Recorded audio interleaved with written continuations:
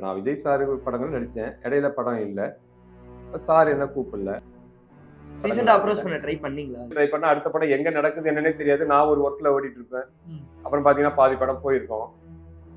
ராஜா இப்படிலாம் கண்ணெல்லாம் ஒட்டி இருந்ததுன்னா எப்படி நடிக்க வைப்பாங்க, நடிகரா ஏற்றுப்பாங்க அப்படின்னா சொல்லுவாரு, கிண்டல் பண்ணுவார் அவர். ஆக்சுவலா இல்ல அதுக்கு நான் என்ன செய்யறது அப்படிங்கிற மாதிரி நான் அப்படியே இருப்பேன். என்னோட உருவம் இப்படிதான், அதுக்கு வாய்ப்பு வந்தா வரட்டும் பரவாயில்ல அப்படிங்கிற மாதிரி. ஒருத்தர் கோவப்படுறாங்கன்னா நீங்க திரும்ப கோவத்தையே கொடுக்க கூடாது, நீங்க திரும்ப அன்பா தான் இருக்கும், பாசமா பேசி பாருங்க, அவங்க அழுதுவாங்க. இப்ப விஜய் சாருக்கு ஒரு சின்ன டென்ஷன் இந்த, ஏன்னா போன் வச்சிருவாங்க, அப்படி பேசக்கூடாதுங்கிறது தான் என்னுடைய. விஜய் சாரோட பல படங்கள் டிராவல் பண்ணியிருந்தாலும் ரீசெண்ட் டைம்ஸ்ல ஏன் அவரோட படங்களை டிராவல் பண்ண நான் தான் போய் பார்க்கல.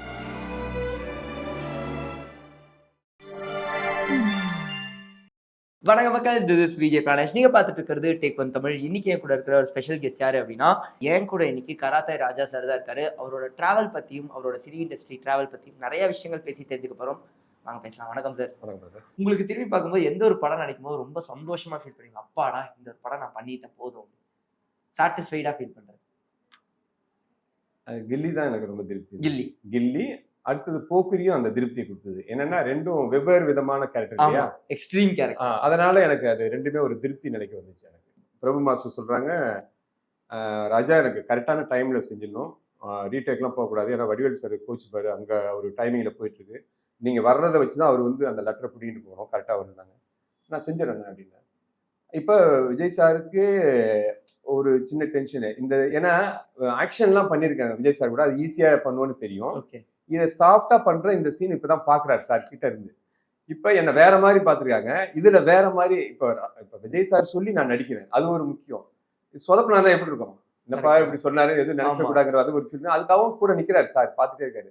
அப்ப சொல்றாரு, ராஜா அருவா எடுத்துட்டு அவ்வளவு ஈஸியா விரட்டுனீங்கல்ல, இப்ப லவ் லெட்டர் எடுத்துட்டு நடிங்க பாப்போம், அப்பதான் எங்க கஷ்டம் உங்களுக்கு தெரியும், பண்ணுங்க பார்ப்போம் அப்படின்னு சும்மா ஓட்டிட்டு ஜாலியா நின்று இருந்தாரு. ஆனா நான் கரெக்டா ஏதாவது சொதைப்பிடணுங்கிற ஒரு பயமும் விஜய் சார் இருந்து, அதுவும் நான் பார்த்துட்டு தான் இருந்தேன். இப்ப எல்லாருமே இப்ப வேடிக்கை பார்த்துட்டாங்க. இப்ப லவ் லெட்டர் கையில கொடுத்தாச்சு, இப்ப அந்த டயலாக்கு இதுதான் சொல்லியாச்சு. எனக்கு என்னன்னா வந்து அப்படியே பிளைனா பேசுறதுல எனக்கு ஏதோ ஒரு ஃபீல் ஆகுது. நான் பிரபு மாஸ்டர்கிட்ட கேட்டேன், ஆனா நான் கொஞ்சம் அந்த சேர் தாண்டி வரட்டுமா அப்படின்னு கேட்டேன். இப்படி பார்த்தாங்க, ஓகே அப்படின்னாங்க. நான் என்ன செய்வேன்னு தெரியல, ஓகே சொன்னாங்க. அப்ப நான் என்ன பண்ணேன், அந்த சேரை அப்படி குறுக்க இருந்துச்சு போட்டுட்டு நான் கொஞ்சம் தூரமா போயிட்டு ஓடி வருவேன்.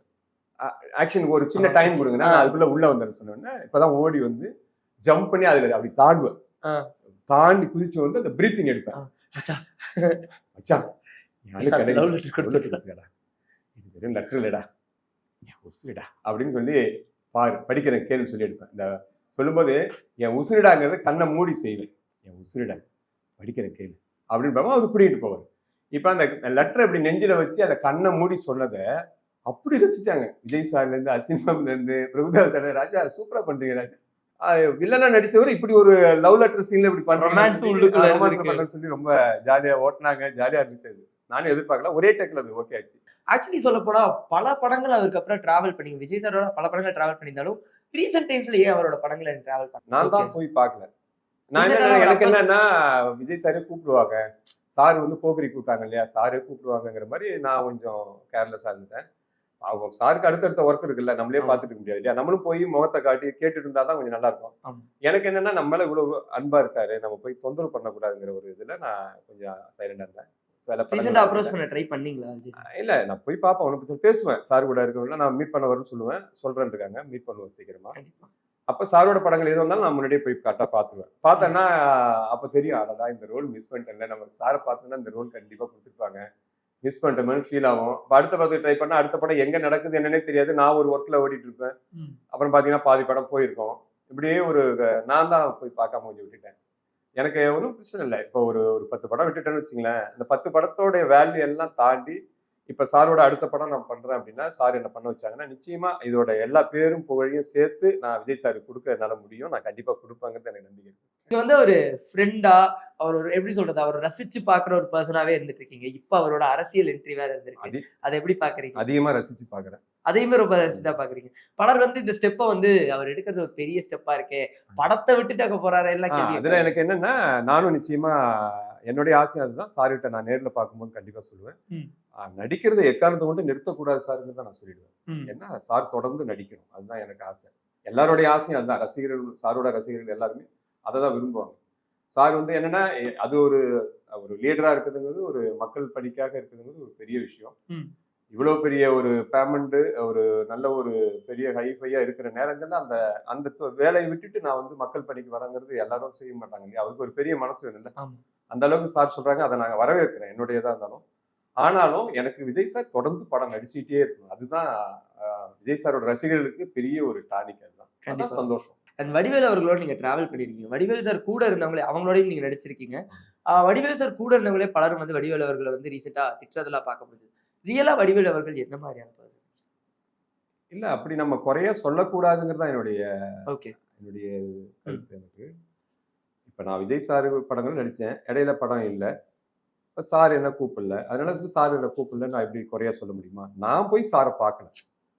அதுதான் உண்மை புரியுது. இல்லையா? ம். அவங்களுக்கு எவ்வளவு ஒர்க் இருக்கும். நமக்கு இவ்வளவு ஒர்க் இருக்குன்னா, ஒரு பெரிய ஒரு ஹீரோவா இருந்து பெரிய இதுல ஒர்க் பண்ணும்போது எவ்வளவு ஒர்க் இருக்கும் இல்லையா?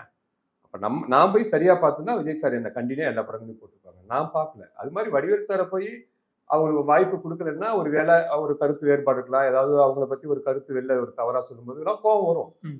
அப்படி நம்ம சொல்லியிருந்தாலும் கூட அத நேர்ல போயிட்டு நம்ம வந்து சாரிண்ணா நான் தெரியாம சொல்லிட்டேன்னு சொல்லலாம். அத பத்திலாம் தப்பு கிடையாது.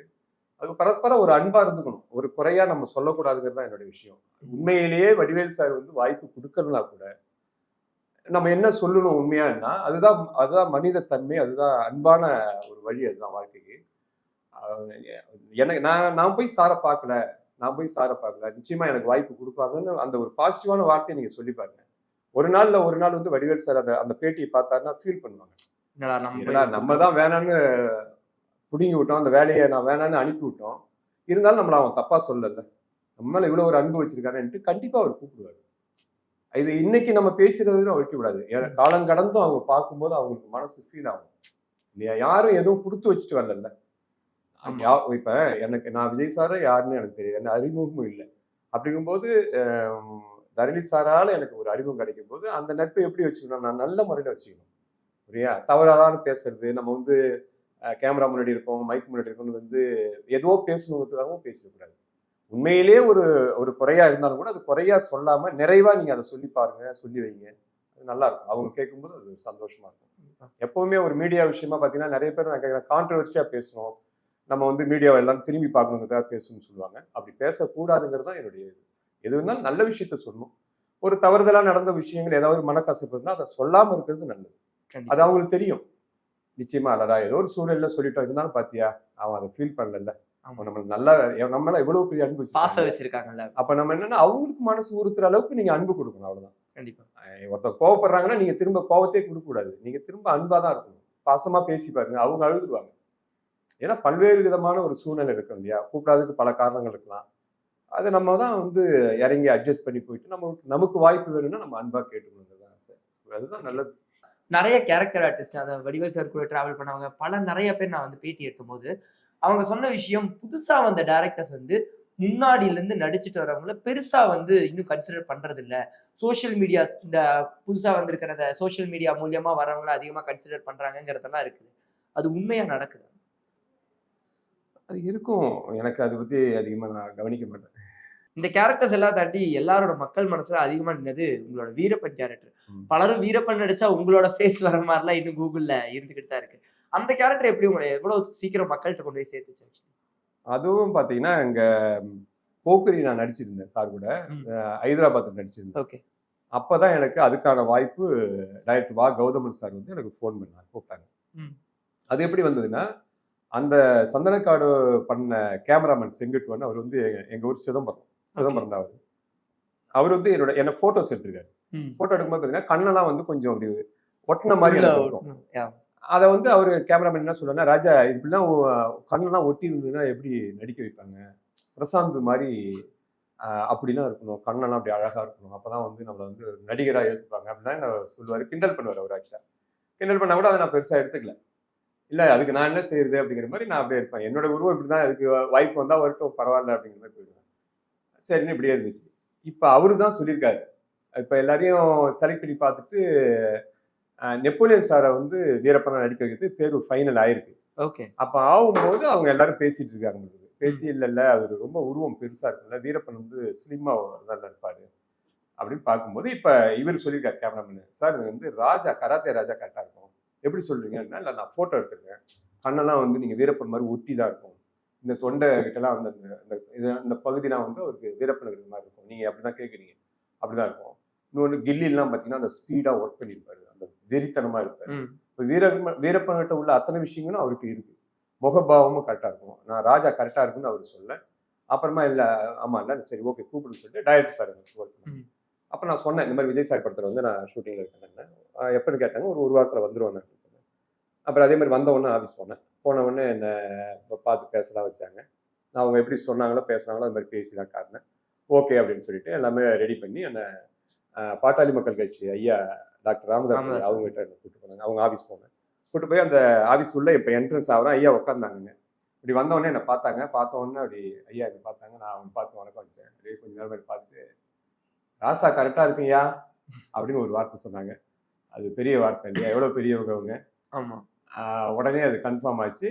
அதுக்கப்புறம் டெஸ்ட் ஷூட்லாம் வச்சு கரெக்டாக பண்ணாங்க. அப்படியே அந்த வீரப்பன் ஐயாவான அந்த உருவம் எனக்கு அது பொருத்தமாகி நல்லபடியாக அந்த சந்தனக்காரை பண்ணக்கூடிய ஒரு நல்ல சூழ்நிலை வந்தது. வீரப்பனா நடிச்சப்போ பொலிட்டிக்கல் ப்ரெஷர் ஏதாவது ஃபீல் பண்ணீங்களா? ஏதாவது சண்டைக்கெல்லாம் வந்திருக்காங்களான்னு கேட்டுருக்காங்க. அந்த மாதிரிலாம் எனக்கு ஃபோன் பண்ணியிருக்காங்க, 2-3 இடத்துலேருந்து ஃபோன் வந்துச்சு. அப்படியா?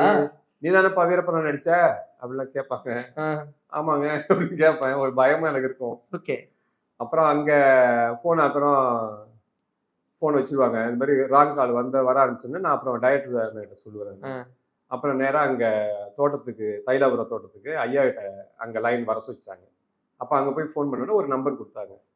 ராசா ஒன்றும் கவலைப்படாதீங்க, எந்த நம்பர் வந்தாலும் நம்பர் எங்கள் தோட்டத்துக்கு அனுப்பிட்டு நீங்கள் சந்தோஷமா இருங்க அப்படின்னு ஐயா சொன்னாங்க. அதெல்லாம் மறக்கவே முடியாது. நேராக பேசுவாங்க ஐயா. ஓகே. எவ்வளோ பெரிய விஷயம் பாருங்க. நம்ம என்ன ஒரு பிரச்சனைக்குரிய ஒரு கேரக்டர், ஒரு மிகப்பெரிய ஒரு கேரக்டர் நம்ம சர்ச்சைக்குரிய ஒரு பெரிய விஷயம், சர்ச்சைக்குரிய ஒரு பெரிய மிகப்பெரிய ஒரு வீரருடைய கதை இல்லையா அது. அப்படி எடுத்து நம்ம சொல்லும்போது எவ்வளோ ஒரு தைரியம் கொடுத்து அந்த வார்த்தைலாம் யாரும் பேச முடியாதுல்ல, நேரடியாக பேசுவாங்க.